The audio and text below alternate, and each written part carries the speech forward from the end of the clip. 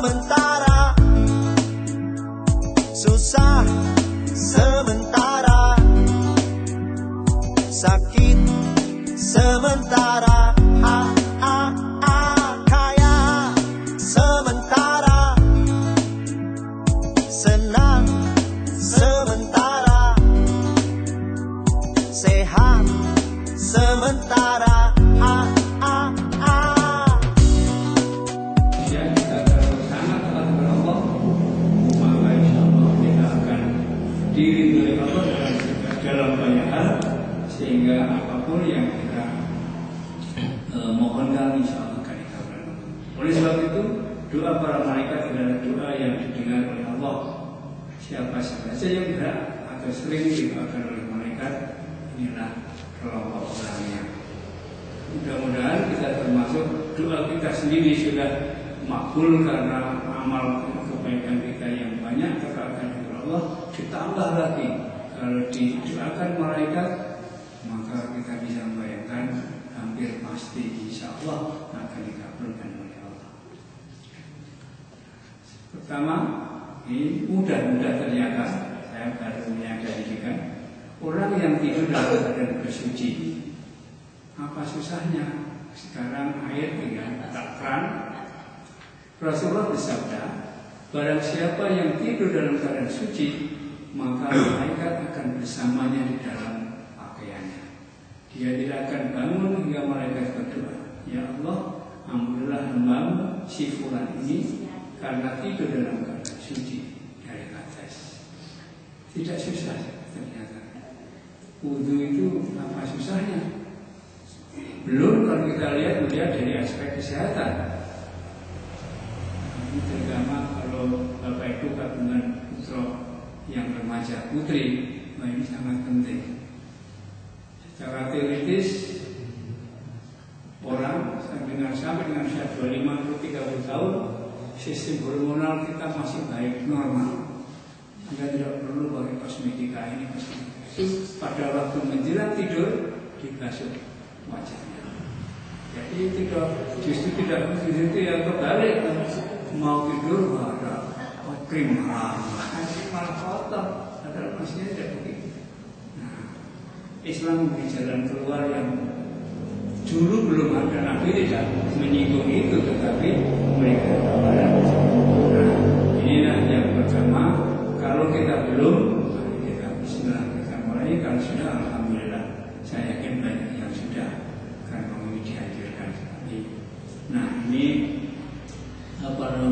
yang di bawah ini hadisnya Imam Ibnu Hibban meriwayatkan dari Abdullah bin Umar, nanti disahihkan oleh Syekh Al-Albani. Saya tidak tahu persis ini yang nama-nama di bawah, ini yang sudah belajar nanti saya yakin pasti lebih tahu dari saya.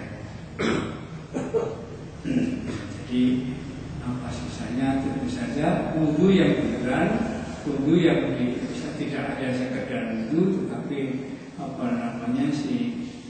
kalau kita melihat biasanya dulu Pak Faruk rajin menyampaikan ini tuntunan wudu begini. Jadi tidak sekedar membasahi, tetapi betul-betul bersuci, mensucikan ya dengan yang sebaik-baiknya. Sekarang ada yang punya sabun, ya silakan.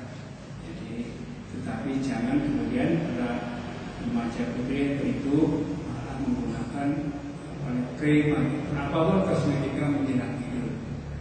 Kalau untuk wajah, karena itu malah menutup kulit dan secara biologis itu harus dalam keadaan bersih. Yang kedua, orang yang sudah duduk menunggu waktu sholat ini banyak di sini.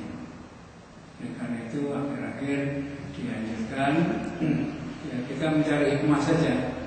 Ini untuk subuh paling tidak. Dulu alasannya, pertimbangannya, orang menunggu jamaah itu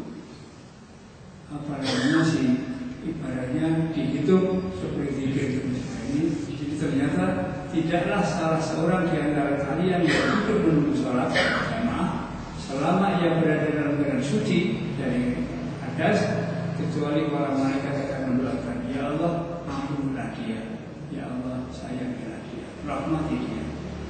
Apa yang tidak yang sangat kita harapkan adalah ampunan dan ampunan. Kita harus sadar bahwasanya kita tidak bisa lepas dari dosa, dari kesalahan. Jadi di sini bapak-bapak banyak saya kalau subuh pertama ternyata saat awal datang sambil menunggu ada waktu kira-kira 15 menit. Ya, tidak usah disesali menurut saya seharusnya begitu. Maghrib itu tidak ada salat dia, sisa juga tidak ada, maka diperpendek supaya nantinya kalau setelah maghrib lebih panjang waktunya untuk menunggu isya, karena waktu antara maghrib dan isya adalah waktu yang dijabat. Mau apa saja silakan. Sementara ini katanya sangat populer, perawinya dari Sahih Muslim. Kita kalau ada Bukhari Muslim, Tawakul alaih, kita ambil sekali dan ini Sahih Muslim. 3. Orang yang berada di shaf barisan depan salat berjamaah. Nah ini kalau khusus untuk jamaah salat, kalau ibu-ibu di syariatnya seperti itu boleh datang ya kita saja. Ini karena ini yang biasanya kalau komunikasi begini dengan Nabi itu yang banyak pria, maka di sini terkait dengan posisi shaf itu yang baik adalah shaf yang terdepan. Sesungguhnya Allah dan para malaikatnya bersalawat kepada orang-orang yang berada pada shaf-shaf terdepan. Tentu saja ada nasihat bahwa yang di belakang imam itu seandainya imam itu batal, itu berhak untuk menggantikan imam. Tapi kita berasumsi, kita beranggapan dan kita berharap imam tidak mudah batal. Jadi memang, tapi seandainya satu dan lain hal memang batal, tapi di belakangnya, oleh karena itu anak kecil jangan diizinkan untuk di shaf yang terdepan, apalagi di belakang imam. Sekalipun itu putra si imam. Jadi ini bakalan karena ini putra imam itu shafnya dulu posisinya di belakang bapaknya. Tidak dihadirkan karena apa? Dalam hal khusus kalau imam itu batal, maka imam yang di belakang imam itu berhak menjadi imam. Di sini ini dalam hadis Imam Daud disahihkan oleh Syekh Al-Albani. Sekali lagi yang belajar hadis apa istimewanya Syekh ini, ulama ini, saya kira beliau paham betul ataupun menguasai betul bagaimana status hadis itu dilihat dari si rawi-rawi yang berada di dalam rentetan nama rawi itu. 4. Orang-orang yang menyambung shaf pada sholat berjamaah tidak membiarkan shaf itu kosong, maka imam biasanya mengingatkan dalam bahasa Arab yang kadang-kadang kita tidak paham. Maka kalau kira-kira jamaah sebagian besar tidak paham, menurut iman saya ya tidak bid'ah, karena kita bahasa orang Jawa dulu beri perintah bahasa Arab malah nggak ngerti, maka diam saja. Pada kosong ya dibiarkan karena bahkan tidak paham, bahkan tidak mau.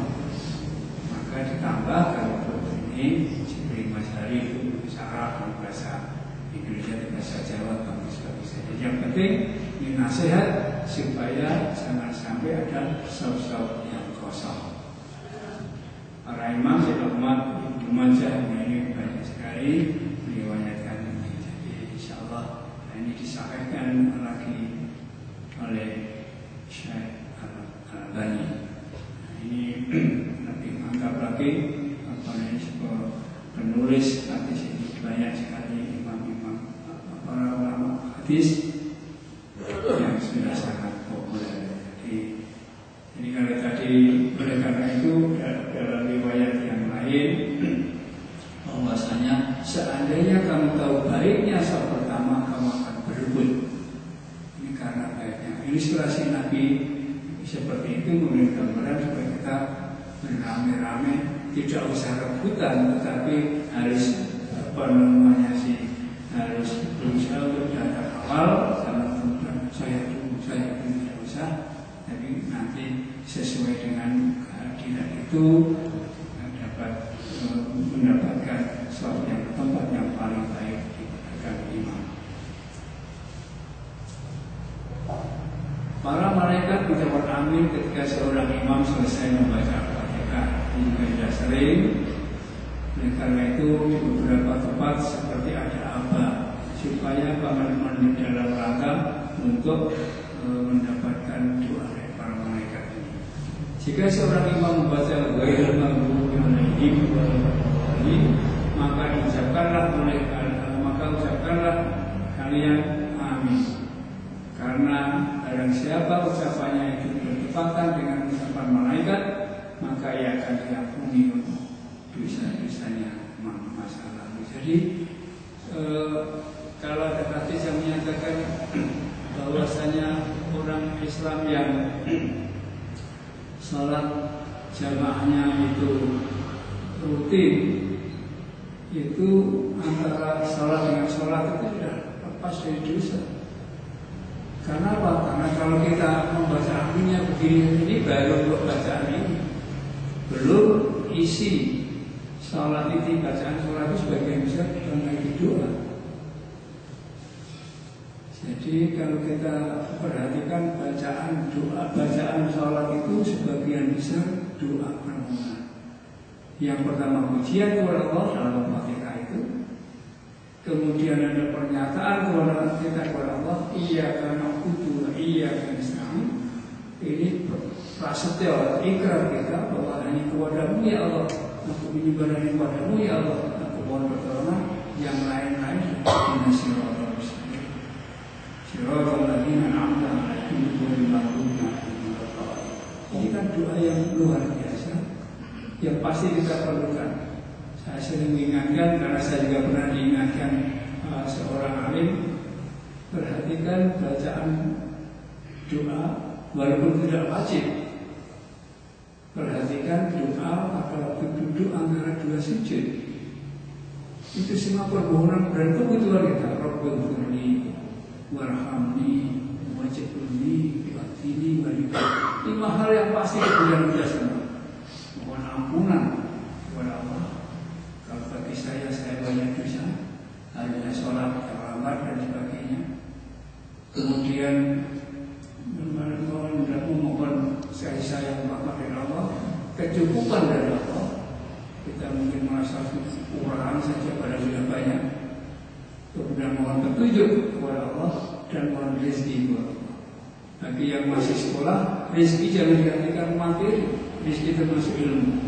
Orang sekolah itu rezeki yang utama sebenarnya ilmu itu. Kita dimudahkan oleh Allah untuk memahami apa yang dipelajari. Sebagaimana ungkapan malaikat itu, subhanaka la ilma lana illa ma 'allamtana. Maksudnya ya Allah, kami hanya tahu apa yang Kau beritahukan kepada kami. Diilhamkan. Jadi pada waktu anak kita sekolah itu, Allah akan mengilhamkan ilmu yang dia pelajari yang ternyata berbeda-beda. Oleh karena itu pula, minat seorang dari seorang sekolahnya sama, fakultasnya sama, jurusannya sama, tapi tetap saja yang satu belum cepat memahami satu masalah, yang lain masalah yang lain. Saya dulu senang sekali fisika, tetapi kebetulan tidak bertemu dengan guru fisika yang saya harapkan. Maaf, ada guru yang karena keterbatasan sebenarnya, dan itu harus dipahami. Namanya anak dulu ya pada nakal. Pulang balik tanya Pak Guru itu, setelah 3 kali berkursus kita bilang jangan lagi bertanya kepada Pak Guru itu, karena kasihan Kalau tidak kita nanti mungkin terbalas oleh murid kita. Jadi tidak kita. Tetapi saya kebetulan ketemu guru kimia luar biasa bagus menurut saya dan gampang saya pahami sehingga masuk saya tertarik pada itu. Jadi kan karena kalau Allah yang mengilhamkan pengetahuan kimia itu bagi saya, sementara yang lain dengan pelajaran dengan materi fisika ilmu alam cepat sekali. Ada seorang yang itu hafalan ilmu tumbuh-tumbuhan botani itu cepat sekali. Boleh bilang, ya kalau saya bayangkan kalau sekolah di farmasi itu sebenarnya mirip-mirip dengan belajar hadis. Dari Nawawinya dari ini ilmiah juga seperti itu. Ada ada metanol, kemudian metanaldehyid dan sebagainya. Jadi nama-nama itu mirip-mirip gitu. Ya, ini bagi kita yang anak yang oleh Allah diilhamkan pengetahuan ilmu botani atau ilmu tumbuh-tumbuhan itu masya Allah.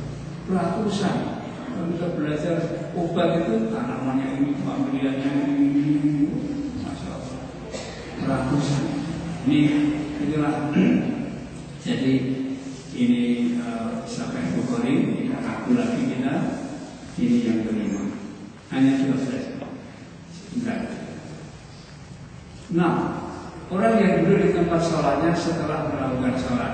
Nah, ini yang namanya jalan. Kalau dulu kalau anak muda, anak cucu saya termasuk salam prepat yang memang surat dulu apa? Para malaikat akan selalu bersolawat berdoa kepada salah satu di antara kalian selama ia ada di dalam tempat sholat, di mana ia melakukan sholat, selama ia belum batal wudunya. Para malaikat berkata, ya Allah ampunilah dan sayangilah. Nampaknya dua hal ini yang dalam antara duduk antara sujud itu Rabbil wa rahmi. Ini supaya kita diampuni oleh Allah dan disayangi oleh Allah. Karena kalau sudah disayangi Allah kurang apa lagi, itu apa saja akan dipenuhi. Jadi, nah dalam kaitan ini, maaf ini lagi-lagi kalau soal sahih tidak sahih atau hadisnya monggo bagi yang tidak yang meyakini seperti sementara ini, karena dulu ada yang dari rombongan Mas yang haji kemarin itu cerita masalah sholat syuruk, maka kalau ada yang berkenan itu silakan, tidak juga, karena nanti akhir kemarin saya tanya Mas Yakin situ masih muda, coba dicari hati-hatinya cuma itu saja ternyata. Jadi ada yang kalau yang berpendapat hadisnya doib silakan saja kerjakan, tapi dengan juga bagaimana tata caranya silakan saja. Ini kaitannya apa? Kaitannya setelah itu selesai jamaah masjid, tidak kembali di rumah saya mau sholat subuh kemudian ke masjid, bukan itu. Ini ada terkait dengan ini. Jadi masa setelah sholat kemudian banyak. Kemudian kemarin saya kebetulan membaca ternyata antara Isya Asyar dengan Maghrib juga begitu. Ada hadis dari Asyar jamaah, kemudian berzikir sampai dengan waktu Maghrib. Itu juga kurang lebih sama. Ini tetap sekali lagi, kalau kemarin dulu kebetulan ada pertanyaan, kebetulan saya membaca, saya teruskan, tetapi sangat boleh jadi saya tidak mempelajari dengan detail, saya membaca saja monggo. Tapi kalau mau dikerjakan monggo, tidak monggo. Tapi yang jelas kalau antara setelah si duduk setelah sholat jamaah itu ada hadis yang semacam ini, yang ini si Imam Ahmad ini disampaikan oleh Syekh Ahmad Syakir. Di sini ada Ustaz Syakir, saya tidak makan Jumat apa ya, itu belajar hadis, masternya S2-nya di bidang ilmu hadis. Nah ini paling tidak bagi sekalian biar kita tidak salah mendapat, kami bisa membaca apa yang biasa kita baca itu. Semakin lama semakin baik kalau tidak ada urusan lain. Kalau nanti guru mau mengajar lebih penting daripada duduk di situ. Karena kalau mengajar nanti terlambat, muridnya yang rugi. Kalau begitu, kalau dihitung kemudian murid itu datang itu untuk menunggu gurunya. Walaupun sekarang ini banyak murid yang sekolahnya itu bayar dan mahal, tetapi kalau gurunya terlambat itu senang.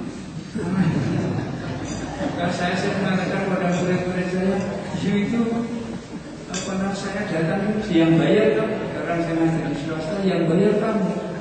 Kenapa kamu senang kalau saya terlambat dan kemudian pulang sebelum waktu? Kenapa? Mestinya Anda yang protes. Kalau ada guru, maaf saya berusaha betul, insya Allah saya berusaha betul, jangan pernah terlambat dalam tidak mungkin. Tetapi murid-murid itu apa senang? Gurunya terlambat itu senang masalah. Dan kalau pulang awal itu senang juga. Saya kalau 1 jam pelajaran itu 50 menit, kalau datangnya 10 menit, kemudian pulangnya 10 menit sebelumnya, berarti hanya 30 menit. Bayarnya tetap. Nah ini, maka putra putrinya nanti dipesan jangan suka terlambat dan gurunya terlambat dikritik kalau punya terlambat. Jangan terlambat, kenapa? Bayarnya tetap. Sedih ini kalau bahasa sufi. Yaitu yang kalau 30 menit, 50 menit misalnya hanya 50.000, kalau ngajarnya 30 menit, yang 20 menit itu barang syubhat. Dan ekstrimnya seperti itu. Ini bahasa sufi. Jadi kalau saya itu ya alhamdulillah. Jadi itulah. Nah, 7. Orang-orang yang melakukan sholat subuh dan asar secara berjamaah, ternyata hadisnya agak panjang. Para malaikat berkumpul pada saat salat subuh, lalu para malaikat yang menyertai hamba pada malam hari yang sudah bertugas malam hari tersebut naik langit, dan malaikat pada siang hari tetap tinggal. Kemudian mereka berkumpul lagi pada waktu sholat asar, dan malaikat yang ditugaskan pada siang hari masih di situ naik ke langit, sedangkan yang bertugas pada malam hari tinggal. Jadi seperti laporan oplosan. Ada waktu bersinggungan bahwa ini sekarang tugas seolah-olah begitu.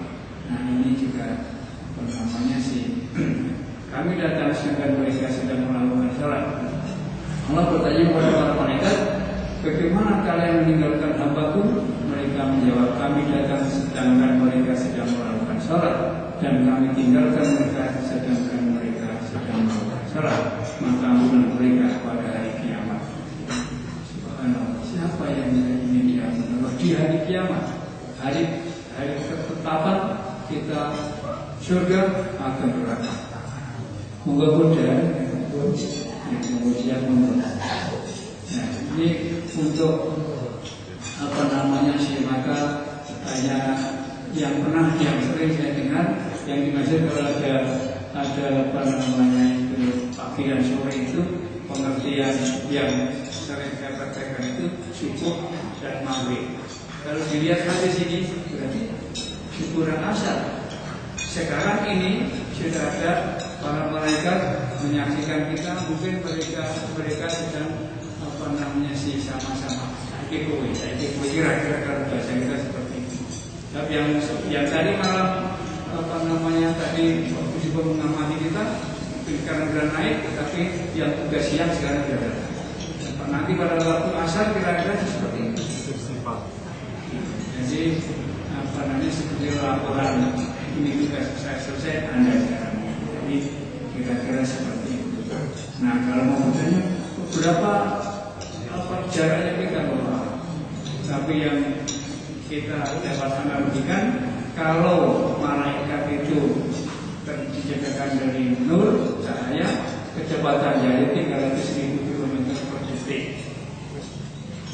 Jadi kita bisa bayangkan apanya Anyer ke Banyuwangi itu hanya satu detik, nggak sampai 1 detik 300 kali. Jadi saya nggak bisa bayangkan walaupun kita pernah belajar itu 300 km per detik, 1 detik sudah 300 kali anyar Banyuwangi. Dan cepatnya kita tidak bisa membayangkan apa namanya kecepatan itu, tapi itulah. Sementara ada bintang yang jaraknya dari sini sekian ratus tahun jaraknya. 300 tahun hanya 1 detik saja 300 kilo. Kalau 1 tahun berapa miliar, berapa triliun, tidak jadi itu. Jauh sekali. Jadi Allah tidak jauh. Ini memberikan gambar kepada kita bahwa kalau ada apa namanya kemudian dikatakan 1 hari di sisi Allah itu 1000 tahun, jadi bumi kita ini tempat kita nanti kalau surga insya Allah itu dibandingkan bumi ini sangat jauh, sangat besar. Berapa? Orang yang membakar saudaranya tanpa sepengetahuan yang silakan ini yang saya kira saya sendiri terus terang pikir mengatakan bahwa ini yang jarang kita lakukan. Jadi kita sering mendengar berita saudara kita sakit, kita langsung mendoakan. Tidak terbiasa. Kita kalau ketemu dia saya doakan. Ini yang doa seorang muslim untuk saudaranya yang dilakukannya tanpa sepengetahuan orang yang mendoakannya adalah doa yang akan kita berikan. Pada kepalanya ada seorang malaikat yang menjadi wakil baginya. Setiap kali dia berdoa untuk saudaranya dengan sebuah kebaikan, maka malaikat tersebut berkata amin, dan engkau pun mendapatkan apa yang dia dapatkan. Jadi maka tidak keliru kalau memberitahukan kesimpulan saudara kita ini sedang sakit. Orang yang sakit tidak tahu, kalau kita mendoakan, kita akan mendapatkan kebaikan seperti itu. Kalau kita mendoakan, ini dalam rangka apa? Dalam rangka untuk persaudaraan antara kita.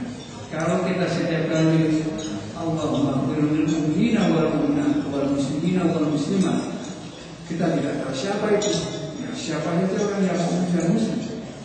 Maka insya Allah kita akan mendapatkan. 9. Orang-orang yang berinfak, Rasulullah SAW bersabda, tidak satu hari pun di mana pagi harinya seorang hamba ada padanya kecuali 2 malaikat turun suaranya. Salah satu di antara keduanya berkata, ya Allah, berikanlah ganti bagi orang yang berinfak. Dan lainnya berkata, ya Allah, hancurkanlah harta orang yang pelit. Jadi maka kalau apa namanya ini juga jelas ada 2 malaikat yang seperti itu, tapi kita tidak membuka infak. Adanya jelas banyak kalau di tempat yang tiap pagi ada pengajian yang kemudian ada buka infak, mungkin diilhami, mungkin tidak tahu diilhami di sini bahwa yang berinfak ternyata akan didoakan oleh malaikat, dan ini sudah oleh muslim tidak dilakukan lagi kesabarannya. Tinggal bagaimana kita mempraktekkan hadis ini. Orang yang sedang makan sahur, hari malam banyak yang didoakan malaikat ini. Sesungguhnya Allah dan para malaikatnya bersalawat berdoa kepada orang yang sedang makan sahur. Insya Allah termasuk usaha sahur untuk sunnah. Tahu banyak yang antara para jamaah yang pada ternyata kalau Nabi menyatakan sahur itu apa namanya ada masalahnya antara lain, mungkin ini yang dimaksud. Hadis oleh Ibnu Hibban dan Tabrani yang disampaikan oleh Syekh Albani. Orang yang sedang menjenguk orang sakit, alhamdulillah masalah karangannya ini sangat baik dalam hubungannya dengan saudara kita yang sakit. Jadi orang sakit akan memberi manfaat bagi siapa? Bagi mereka yang mau menjenguk. Dulu Pak Bas kira orang masih belum ngerti kurang ini. Tapi setelah tahu alhamdulillah kurang beramai karena kaitannya tidaklah seorang sabda Nabi Tidaklah seorang mukmin menjenguk saudaranya kecuali Allah akan mengutus 70.000 malaikat untuknya yang akan bersolawat kepadanya di waktu siang kapan saja hingga sore dan di waktu malam kapan saja hingga sore. Jadi ini apa namanya sirah Imam Ahmad yang disampaikan oleh Ustaz Syekh Ahmad Syakir. Jadi ini nampaknya yang mudah-mudahan dengan landasan ini kita lebih yakin lagi dan lebih ikhlas lagi dalam menjenguk. Ada kawan saya yang sekarang sedang sakit di rumah sakit, dia seorang dokter, senior, tapi tidak bersedia dijenguk. Saya ditanya bagaimana, saya tidak tahu, mesti ada alasannya. Tetapi kalau saya lebih yakin tuntunan Islam bahwa orang sakit itu memberi kesempatan orang yang tidak sakit untuk menjenguk mendapatkan pahala. Tetapi mungkin karena dia seorang dokter, saya namanya kenapa? Apakah dokter tidak perlu mau dijenguk kalau sakit? Dokter itu bukan siapa-siapa, yang manusia hanya tahu ilmu pengobatan kedokteran. Tetapi maaf, tidak sedikit dokter yang meninggalnya karena sakit. Jadi gambaran bahwa saya manusia itu terbatas siapapun orang. Jadi memberi kesempatan, tapi ternyata memang sakitnya sangat serius. Dia berpikir betul seorang medis, kalau dikunjungi langsung ini takut kalau kena infeksi. Orang yang datang tidak percaya dengan sebenarnya kalau si sakit flu atau apa yang mudah menular, kalau menjenguk ini walaupun sebenarnya flu itu sendiri tidak begitu berbahaya, tetapi kepada orang yang sakit ini pengaruhnya akan sangat luar biasa. Terakhir, seorang yang sedang mengerjakan kebaikan orang yang lain, Rasulullah bersabda, keutamaan seorang alim atau seorang ahli ibadah bagikan keutamaan atas seorang yang paling benar yang kalian. Keutamaanku atas seorang yang paling benar. Sesungguhnya penghuni langit dan bumi, bakar semut yang di dalam lubangnya dan bakar ikan, semuanya bersolawat kepada orang yang mengerjakan kebaikan kepada orang lain. Maka kebaikan kepada orang lain ini memang ya luar biasa. Jadi semua makhluk kemudian mendoakan orang yang melakukan kebaikan. Nah, maka kita melakukan ini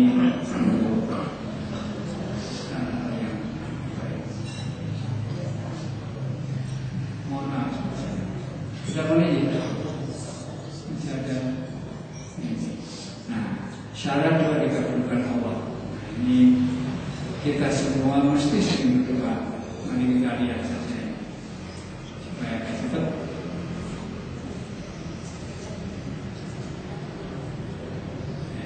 Rasulullah SAW bersabda, sesungguhnya Allah itu maha malu dan maha pemurah.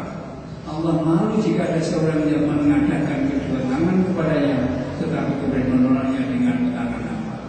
Jadi kalau menyebut muni astajib lahum, maka betul-betul Allah tidak pernah menawarkan dunia. Allah tidak pernah meninggalkan saya. Jadi maka yang masalahnya kita betul menenadakan. Ini tidak sekedar menenadakan tangan, tetapi yang serius, yang fokus. Maka kita pernah mengatakan hadis, ada orang yang berdoa bagaimana dikabulkan, rambutnya kabulkan dan sebagainya, kurang sikit. Hadis tersebut menggambarkan bahwa Allah senantiasa mengabulkan doa hambanya yang dimohon kepadanya. Ada beberapa bentuk pengabulan doa, yaitu dikabulkan di dunia, ditangguhkan sampai hari kiamat, dan sebagai penangkal kejelekan yang mungkin akan menimpa seorang hamba. Tetapi doa akan dikabulkan dengan jika syaratnya terpenuhi. Ini jadi kita jangan ragu-ragu. Mari kita lihat. Pertama, ikhlas. Ibnu Katsir mengatakan bahwa setiap orang yang beribadah dan berdoa hanya dengan ikhlas akan menyelisih orang-orang musyrik dalam cara dan mereka. Maksudnya menyelisih orang musyrik ini jangan seperti orang musyrik dalam berdoa, tapi sesaji dan sebagainya. cuma memang ikhlas itu mudah dikatakan, tidak terlalu mudah dilaksanakan. Ini sering diartikan lillahi ta'ala. Saya mendapat sinasat lillahi ta'ala itu maksudnya karena Allah. Allah itu maha baik. Lillahi ta'ala pasal kebenaran diri itu lillahi ta'ala. Dulu dikritik di rumah sakit kita itu ya apa adanya saja. Padahal rumah sakit itu setelah dipelajari dengan serius bahwa rumah sakit jangan membuat orang menjadi sakit. Tempatnya orang sakit supaya segera sembuh atas izin Allah. Oleh karena itu kondisinya harus serius. Tidak lillahi ta'ala itu karena Allah itu maha baik. Tidak satu kena itu seperti kalau orang berkata kalau punya banyak, kenapa hanya 1.000 rupiah? Lillahi ta'ala karena Allah itu maha baik. Kalau memberi kita banyak sekali, jadi kalau kita bisa memberi banyak, kenapa sedikit? Kedua, ittiba kepada para rasul, termasuk dalam segala ibadah. Salah satu imannya sesungguhnya telah ada diri Rasulullah itu suri dan yang baik. Saya kira hafal kita semua. Katakan alakum Rasulullah uswatun hasanah. Jadi ya kalau kita umat Muhammad, bagaimana Nabi Muhammad itu SAW itu berbuat, itulah yang menjadi teladan kita. Itu tidak banyak. Ketiga, yakin bahwa doanya akan dikabulkan. Rasulullah SAW bersabda, berdoalah kalian kepada Allah dalam keadaan yakin akan terkabulnya doa. Jika seorang berdoa Allah sementara tidak yakin Allah akan mengabulkan doanya, maka itu adalah sebuah kesia-siaan. Umar bin Khattab pernah mengatakan, aku tidak membebani diriku dengan keinginan untuk terkabulnya doa. Aku hanya ingin berharap agar tetap bisa berdoa. Allah berfirman, kepadaku niscaya akan terkenalkan. Itu menjadi satu. Jadi kalau dalam konteks ini Umar bin Khattab ya berdoa itu berdoa kebutuhan. Kita berdoa tidak itu terserah Allah, tetapi yakin akan dikabulkan. Sebab kalau kita membebani seolah-olah doa saya harus dikabulkan, kita bisa stres. Sudah sebulan berdoa kok belum dikabulkan. Jadi kita mendikte Allah, Allah Maha Tahu. Kalau kita berdoa, ya Allah jadikan aku juara kelas. Kalau juara kelas ini sombong, bukan itu. Wah, saya hebat karangannya ini bahaya. Jadi inilah yang keempat, kekhusyuan di hadapan Allah. Rasulullah SAW bersabda, ketahuilah bahwa Allah tidak akan mengabulkan doa dari seorang yang lalai dan tidak serius. Maka itu kadang-kadang ya ini najib kalau di depan umum doanya cepat banget.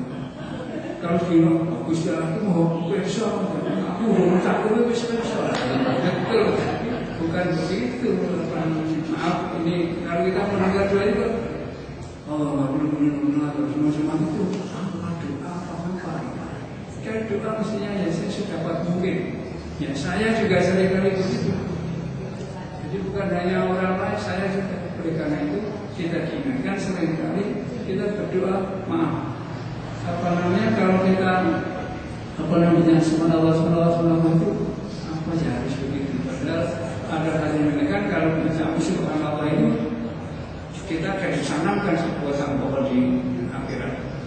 Bagaimana subhanallah cepat banget turun ke 33 pohon cepat sekali, nggak sampai 10 menit.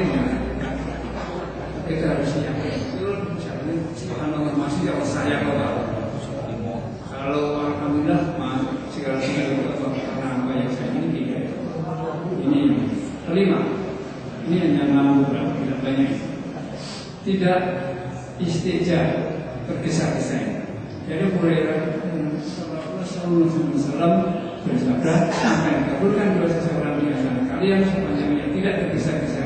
Yang berkata, aku telah berdoa dan berdoa, namun saya tidak melihat terkabulnya doa, sehingga ia pun tidak lagi berdoa. Ini yang malah salah. Jadi kita sangat kuat.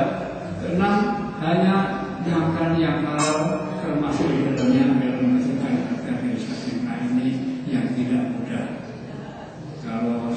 lagi para sufi bagaimana membawakan doanya yang dimakan haram-haram. Maka kata saya menyatakan doanya tidak dikabulkan, ibadahnya tidak diterima. Ini ketujuh, tidak berdoa untuk orang yang berdua sesuatu yang bisa, jangan merupakan halal mengenai ketidakbaikan bagi orang lain. Yang terakhir, husnuzon, berbaik sangka kepada Allah bahwa Dia Allah akan mengabulkan doa kita. Kalaupun tidak dikabulkan itu karena hikmah yang Allah lebih mengetahuinya. Dalam hadis qudsi Allah berfirman yang namanya, aku bergantung pada prasangka hambaku kepadaku. Saya kira hati mulai kita berdoa kita karena Allah Maha Kuasa, Maha tahu apa yang sebenarnya yang paling baik, maka sebaiknya kita itulah yang paling penting. Jangan nanti mudah-mudahan ini menjadi kalau nanti bagi yang berminat ini tetapi karena tadi malam saya tidak sempat mengopi bagi yang Senin malam insyaallah nanti saya kopikan secukupnya. Ini tentang orang-orang